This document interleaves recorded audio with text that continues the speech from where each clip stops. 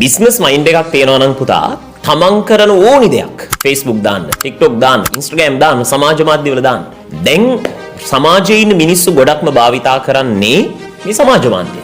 එතකොට ලෝකයේ ඇතුලේ හොඳම වෙළඳපොළ වෙන්නේ මේ සමාජ මාධ්‍ය. ඔයා බත් පැකට් විකුණන කෙනෙක් කියලා හිතන්න. ඔයාගේ ෆෝන් එක පැත්තක ස්ටෑන්ඩ් එකක තියලා Facebook එකේ ලයිව් ඔන් කරලා ඔයා බත් පැකට් විකුණන ගමන් Facebook ලයිව් එකක් යනවා.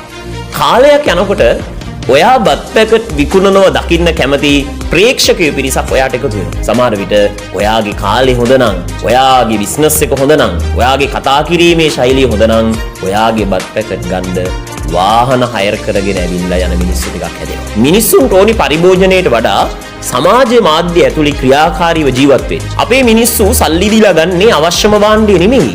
අපේ මිනිස්සු සල්ලි දීලා ගන්නේ Facebook, TikTok, Instagram වල මිනිස්සු වැඩියෙන්ම කන්න කැමති, දකින්න කැමති, අඳින්න කැමති දේවල්. ඒ හින්දා ඔයා කරන දේ, ඔයා කරන ව්‍යාපාරය, ඔයා කරන්න ආස දේ සමාජ මාධ්‍ය හරහා සමාජගත කරන්න ඒකට ලැජ්ජ වෙන්න එපා.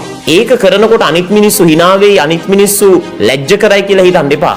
තමන්ට කියලා පෞරුෂය ගොඩනගාගෙන තමන් කරන පොඩි දේ පවා සමාජගත කරන්න. හේතුව අද සිට අනාගතයේ දක්වා හොඳම වෙළඳපොළ හැදෙන්නේ මේ සමාජ මාධ්‍ය ඇතුළේ. ඔයා කාලයක් එක්ක ඔයාට දැනෙයි මේ සමාජ මාධ්‍ය ඇතුළේ ඔයා කරන පොඩි දෙයකට කොච්චර වටිනකමක් හැදෙනවද කියලා. Facebook එකේ ලයිව් එකක් යන්න, පෝස්ට් එකක් දාන්න ඔයාට සල්ලි වියදම් වෙන්නේ නැහැ. අවශ්‍ය අදහසක් විතරයි.